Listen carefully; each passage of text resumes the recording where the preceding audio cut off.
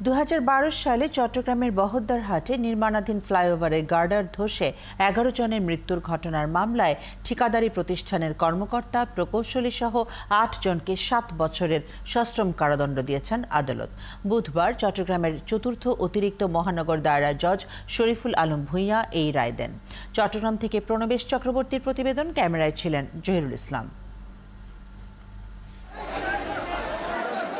2012 সালের 24শে নভেম্বর চট্টগ্রামে বহদ্দারহাটে নির্মাণাধীন ফ্লাইওভারের 3টি গার্ডার ধসে মারা যায় 11 জন পথযাত্রী, আহত হন অর্ধশতাধিক মানুষ। দীর্ঘ 12 বছর পর সেই মামলার রায় হলো।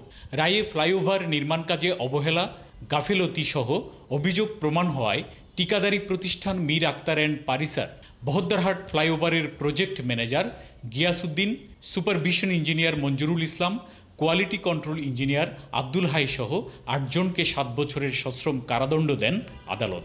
দেয়া হয় আর্থিক দণ্ড। প্রতিষ্ঠান কিন্তু এই ঘটনা থেকে কোনোভাবেই দায় এড়াতে পারে না। তাই আদালত এই মেসেজটা এভাবেই দিয়েছেন, আপনি যেখানেই কাজ করতে যান না কেন আপনাকে এটা মাথায় রাখতে হবে, কোনো জায়গায় দুর্ঘটনা অবহেলা করলে এটা সাজা হতে হবে। নির্মাণ কাজে কারো অবহেলার কারণে মৃত্যু বা দুর্ঘটনা রোধে এই রায় উদাহরণ হয়ে থাকবে বলেন রাষ্ট্রপক্ষের কৌশলীরা। বাংলাদেশের মধ্যে যতগুলি ঠিকাদারি প্রতিষ্ঠান আছে, এই ধরনের বড় বড় প্রতিষ্ঠান কাজ করতেছে, তারা অবহেলা করলে এই ধরনের সাজা হবে, এটা হলো জেনারেল একটা মেসেজ। অবশ্য রায়ে ন্যায় বিচার পাওয়া যায়নি জানিয়ে উচ্চ আদালতে যাওয়ার ঘোষণা দিয়েছেন আসামি পক্ষের আইনজীবীরা। যাদের ব্যাপারে আজকে সাজা দেওয়া হয়েছে, আমরা সেই রায়ের বিরুদ্ধে আমরা বিক্ষুব্ধ হয়েছি। যথাযথ রায় হয়নি, আমরা এই রায়ের বিরুদ্ধে উচ্চ আদালতে যাব। 2013 সালের 24শে অক্টোবর ঘটনার প্রতিবেদন জমা দেন তদন্ত কর্মকর্তা।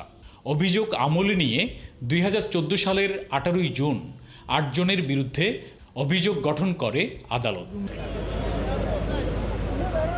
প্রণবেশ চক্রবর্তী, 71, চট্টগ্রাম।